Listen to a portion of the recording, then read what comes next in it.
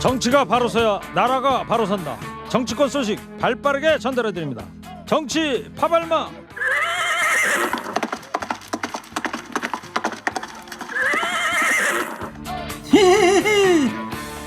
눈밭에도 열심히 달려보겠습니다.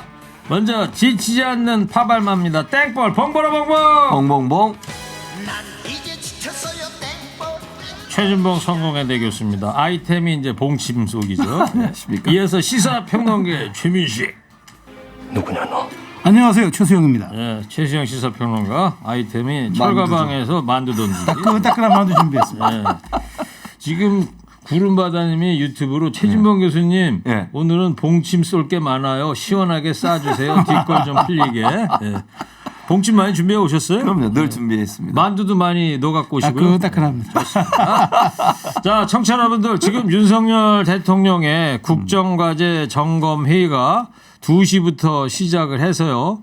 현재 방송사에서 생중계하고 있습니다. 지금 여기서도 보이고 있는데요.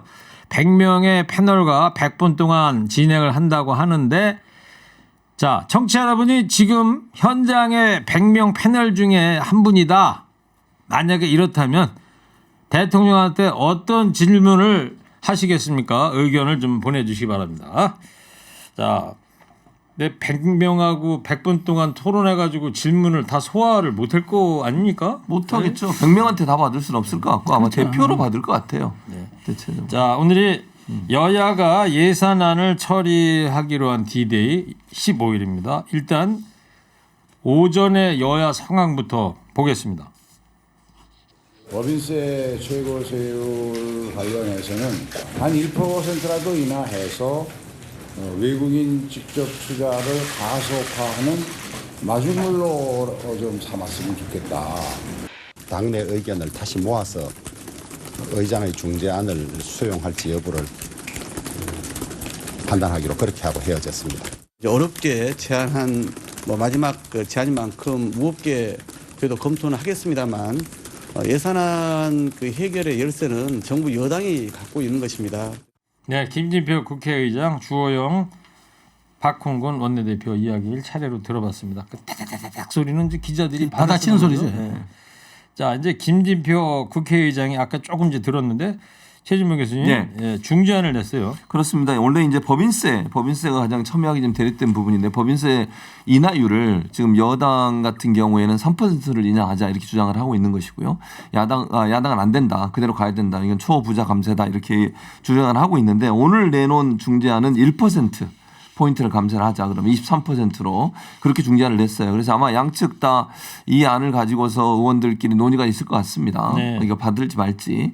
그래서 이게 만약 접점이 찾아지면 오늘 안에 약속된 대로 예산안이 통과되지 않을까 그렇게 예상이 네. 되고 있는 상황입니다. 그래서 지금 여야 모두 이제 의원총회 각각 열고 김진표 국회의장 중재안을 수용할지 여부를 결정한다는데 어때요, 지금 최수영 변호사님? 저는 양당이 받을 가능성이 매우 높다고 봅니다. 그러니까 이게 서로 실효적인 측면에서 놓고 보면은 이제 그 김진표 의장이 제안한 게 1%포인트밖에 안 되지만 이 플러스가 있어요. 뭐냐면 지방세를 인하하자. 이게 뭐냐면 지방세는 지방자치단체들이 조례로 인하해 주면 돼요. 그러면은 왜냐하면 이게 지금 우리가 4단계 누진세율이 적용되고 있기 때문에 지방세만 조금 해줘도 약간 하향되는 게 있어가지고 한 최대 2%까지 가능할 수 있을 것 같아요. 그러면은 야당은 뭐 충분하게 여당은 여기 대해서 명분 생기고 오는 거고 민주당은 지금 감액 처리안을 통과시켜 봤자 지금 그러면 0.7% 본 예산안에서 자르는 것밖에 없는데 자기들 지역구에서는 하나도 한 푼도 여기 증액할 수 없어요. 그러면 지역구 의원들이 뭘 일을 했다고 지역 주민들한테 평가받아야 될 것 다 사라지니까 최소한 이 부분도 그런 명분 세워주는 게 돼가지고 서로 신뢰와 명분이 어느 정도 축적돼서 네. 올 저녁이면은 아마 그 본회의가 개최되지 않을까 저는 조심스럽게 전망합니다. 그렇군요. 네.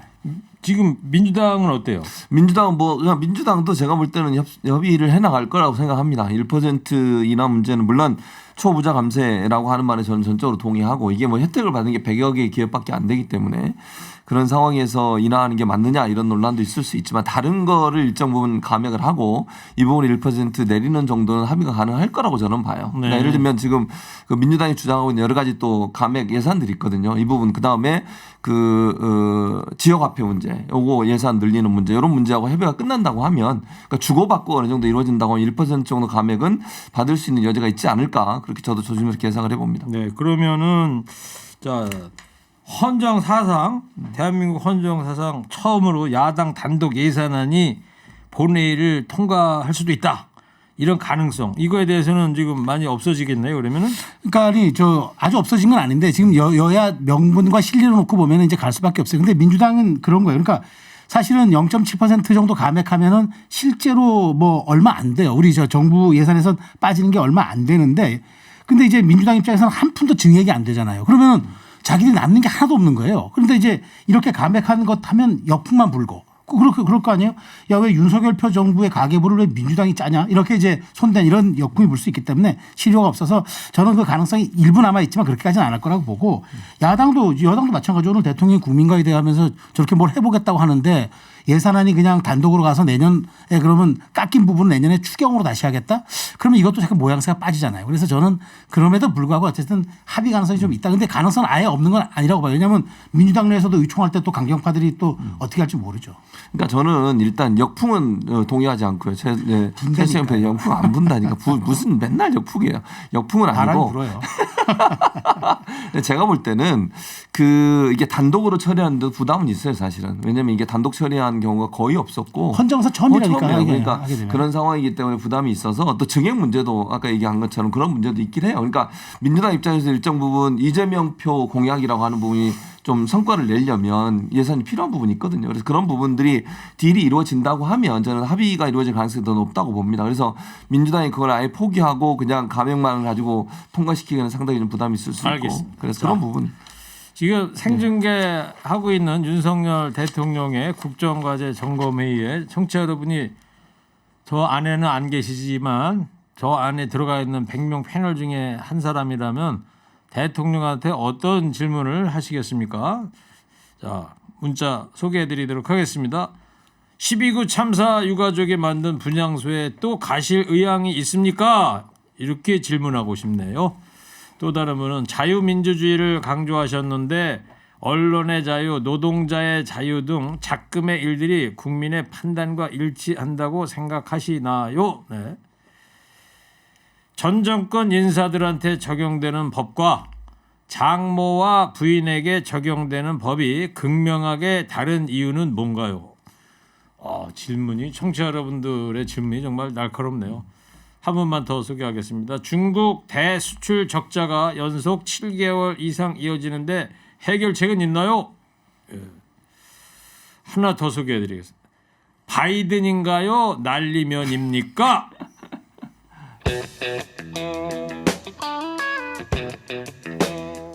청취자분들이 봉침하고 만두를 더 얹으시는 거예요. 그러니까요. 그분은 1라운드에서 별로 그렇게. 예? 자, 첫 번째 아이템은 그렇다 치고 자, 두 번째 얘기가 자, 대장동의 키맨으로 김만배 씨가 어젯밤에 극단적인 선택을 시도했다고 그래요. 예, 그렇습니다. 이제 그 수원에 있는 뭐 도로상에서 본인의 차 안에서 새벽쯤에 아마 극단적 선택을 한 것으로 알려지고 있고요. 아마 이제 본인과 관련된 측근 3명이 수사를 받고 압수수색을 받았거든요. 그 부분에 대한 부담이 좀 느껴진 것 같고 그것 때문에 아마 극단적 선택을 한 게 아니냐 이런 소식이 알려지고 있고요. 본인이 아마 이제 극단적 선택을 하고 차 안에 있다가 본인의 변호인에게 전화를 한 것 같아요. 그래서 변호인이 전화를 받고 바로 가서 119에 신고해서 예, 그리고 병원으로 지금 이송돼 치료받고 있고요. 크게 지장이 없는 것으로 알려지고 있습니다. 자, 이 재산 은닉 도운 혐의로 측근들이 체포된 다음 날 벌어진 일이라서 여러 가지 이야기들이 나오고 있는데 최수영 변호사. 네, 맞아요. 그러니까 이게 지금 보니까 그 자기의 그 이른바 돈 관리를 좀 했던 사람들 측근들이 이제 연일 이제 구속이 되고 압수수색을 당하고 이제 이런 것들이 심리적 불안감을 준 것 같아요. 그래서 김만배 씨 같은 경우에 그동안 뭐 1년 동안 뭐 나름대로 멘탈을 유지한다고 이렇게 해왔는 것 같은데 지금 마지막 검찰의 수사가 정말 고삐를 죄우고 있는 데다가 최측근으로 알려진 그 헬멧 그런 그 분들에게 지금 체포영장이 발부됐단 말이에요. 구속되고 그래서 석방되던 날 헬멧 쓰고 나서 호송했죠. 그러니까 이제 도왔죠. 자기 이제 하는 것을. 그런 분들이 아마 최측근으로 알려졌는데 이런 분들이 그 재산 영장 가리자 뭐 이렇게 보도가 지금 뭐 되더라고요. 은닉을 했다고 얘기가 나오고 있습니다. 그래서 그런 것들이 나오는 바로 이제 직후라서 예. 그런 어떤 불안감, 그다음에 심리적으로 흔들리는 이런 것들이 좀 작용했던 것으로 보여집니다. 예, 그 검찰이 그 측근 2명한테 오늘 영장을 청구했죠. 네, 3명을 수사를 하고 있는데 1명은 풀려났고요. 예. 2명에 대해서 구속영장을 청구를 해서 지금 이제 구속영장 실질 심사를 기다리고 있는 상황이라고 볼 수 있습니다. 네. 그 헬멧 쓴 그 사람이 이름이 이제 최우양 씨인데 예.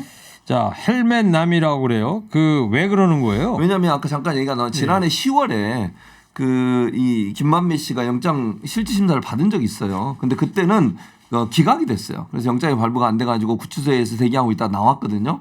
그 나올 때 이 사람이 등장을 해요.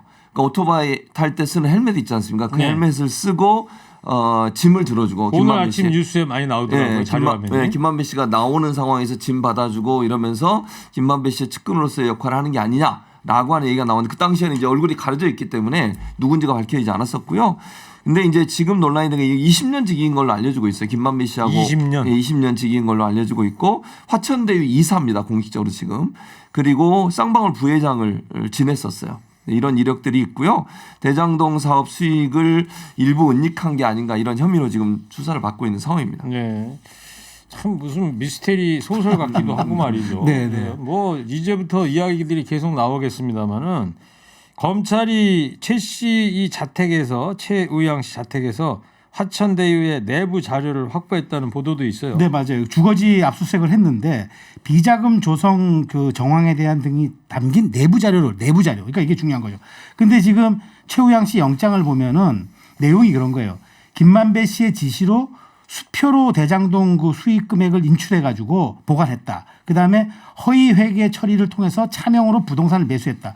그래서 은닉한 돈이 260억 원에 이른다. 이게 지금 검찰이 이제 체포영장에 이제 넣은 건데 만일 이렇다면은 이 돈의 또 용처 활동 뭐 그다음에 이런 것들이 저는 이제 상당 부분 이제 검찰이 앞으로 이제 수사에 집중 타겟이 되겠죠. 네. 자, 이게 사실 뭐 저도 그렇고 기사 읽어봐도 잘 모르겠어요. 글쎄요, 너무 복잡합니다. 네. 두 분은 열심히 뉴스에 접근하고 여기저기 또 취재도 하시니까 조금 아시겠습니다만 이 대장동이 이 조폭 놀이터였다 이런 보도도 나오는데 이건 또 뭔 얘기입니까? 그러니까 이게 저 최우양 씨가 사실은 쌍방울 부회장이라는 직함도 갖고 있고 화천대유 이사라는 현직도 있지만 사실은 출신이 조폭이라는 겁니다. 그래서 뭐 조폭 출신 최 씨가 2020년 그러니까 이제 2년 전 2월과 21년 작년 10월까지 세 차례에 걸쳐 가지고 천화동인 1호로부터 그러니까 김만배 씨가 최대 주주죠. 여기로부터 80억 원을 받아간 게 이게 조폭들 자금을 세탁해 주는 그런 작업이 아니었느냐라고 지금 검찰이 의심하고 있다는 겁니다. 그 조폭 단체 이름이 목포 새마을파. 저는 상암 새마을파인데 전 상암동 새마을금고 쓰거든요. 저는 헛마을파입니다. 헛마을파요. 그래서 지금 어쨌든 이제 조폭 출신이라는 것 때문에 혹시 이 자금이 조폭들의 자금 세탁이 아니냐 검찰이 의심하고 있습니다. 자, 그래서 이제 김만배 씨가 어제 이렇게 극단적인 시도를 했는데 무슨 의도가 있다고 봐야 될까요? 뭐 추측입니다. 정리 추측이죠. 좀 해보고. 예. 뭐 전혀 모르죠. 왜 그런 선택을 했는지 뭐 두 가지 이유가 있을 거라고 저는 생각해요. 네. 그러니까 첫 번째 이제 추측은 이제 본인의 측근들 특히 이제 아까 말씀하신 여러 가지 이제 본인의 재산이 은닉된 게 사실이라고 하면 본인의 수익금을 은닉을 해서 다른 곳에 뭐 부동산을 사놓는다든가 아니면 수표로 인출해간 그런 정황이 있다고 지금 검찰이 주장을 하고 있거든요.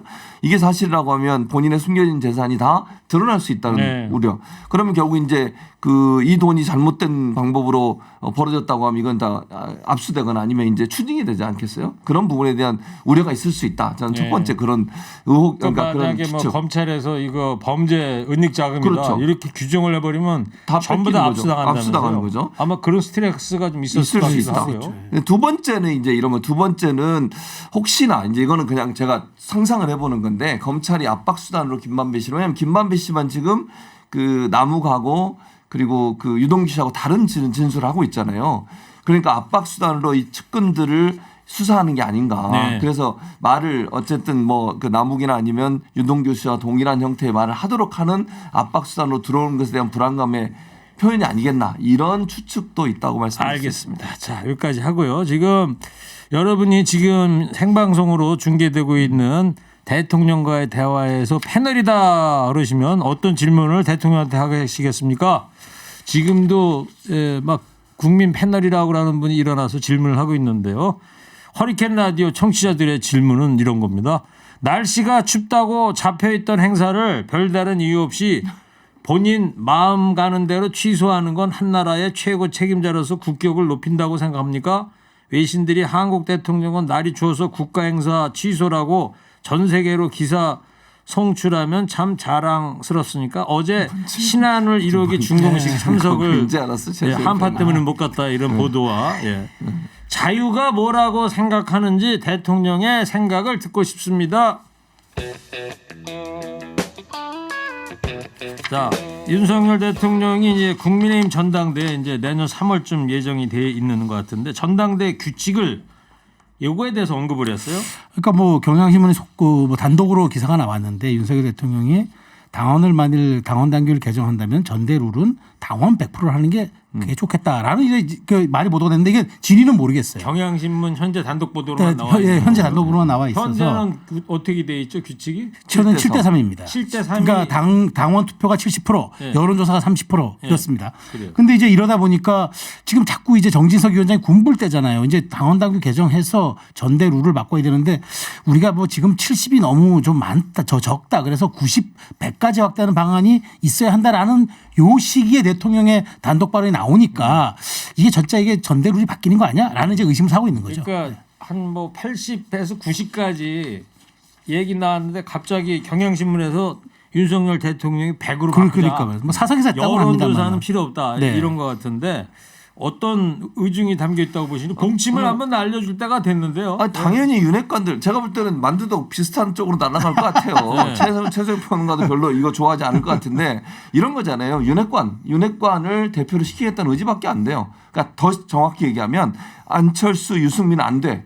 이 말이죠. 현재 유승민 전 의원이 여론조사상에는 1위죠. 그렇죠. 그렇죠. 그러니까 안철수 전 대표도 이제 여론조사상에는 상위에 랭크돼 있잖아요. 국힘 지지율도 1위예요, 사실. 국힘 지지율 1위라고 하면 그럼 과연 예를 들어 10대 0으로 만들었을 때 그랬을 때 안철수 전 대표가 당선 가능성이 있느냐? 저는 낮아진다고 봐요. 그러니까 친윤계를 대표로 안 치려는 의도가 아니면 이렇게까지 얘기할 이유가 없다는 거죠. 친윤계를 윤핵관 관계자를 당대표로 안 치면 뭐가 좋은 거예요? 뭐 대통령이 이제 당정대 이제는 청이 아니니까 당과 정부와 대통령실이 원팀으로 일사불란하게 간다 이런 측면 좋겠으나 네. 그렇지만 당과 또 대통령실이 어느 정도 건장한 긴장 관계를 좀 조성해 줘야 되는 것도 맞거든요. 이런 측면에서 지금 이게 논란거리가 있어요. 아마 12월 30날까지 전대 룰을 개정한다고 하니까 이건 좀 지켜봐야 될 것 같아요. 언제까지? 12월 30일 이번 달까지. 이번 달까지. 알겠습니다. 네. 그 참고로 정진석 비대위원장이 이런 말을 했어요. 전당대회는 국민 인기 묻는 자리가 아니다. 예. 사실상 뭐 유승민 불가론 이런 분석이 많지 않습니까? 안철수 불가론도 함께 있어요. 아니 그러니까 정당이 인기 투표 자리가 아니라면 국민의 마음을 사지 않아도 된다는 얘기는 아니지 않습니까? 저는 이 발언은 당연히 국민의 마음을 사는 게 정당이죠. 당연하죠. 그러니까 저는 만두도 제가 말씀드렸잖아요. 만두도 이쪽 방향으로 날라올 거라고 같은 방향으로. 그러니까 저는 눈이 와서 그런지 국민 공침도 별로고 만두도 별로였어요. 네. 자, 국민 눈높이에 맞아야 되죠. 두 분도 한 줄 평 해주기 바랍니다. 두 분도 국정과제 점검회 패널로 저 안에 현장에 계시다 그러면 대통령한테 어떤 질문을 할 건지 자 먼저 철가방 만두부터 들어볼게요. 최수영 평론가. 3, 2, 1. 도스태핑은 언제 재개하실 계획이십니까? 너는 계획이 다 있구나. 역시 뭐 기자 출신이라 도스태핑 재개 여부를 물었습니다. 이어서 저널리즘 교수입니다. 최진봉 교수님 해주세요. 3, 2, 1. 언론 자유에 대해서 어떻게 생각하십니까? 이 살아있네. 에? 살아있네. 눈도 웬일로 오르는데 갑자기. 분들 조심해서 가시고요. 정치 파발마 지금까지 최진봉 교수, 최수영 시사평론가였습니다. 두 분 감사합니다. 감사합니다.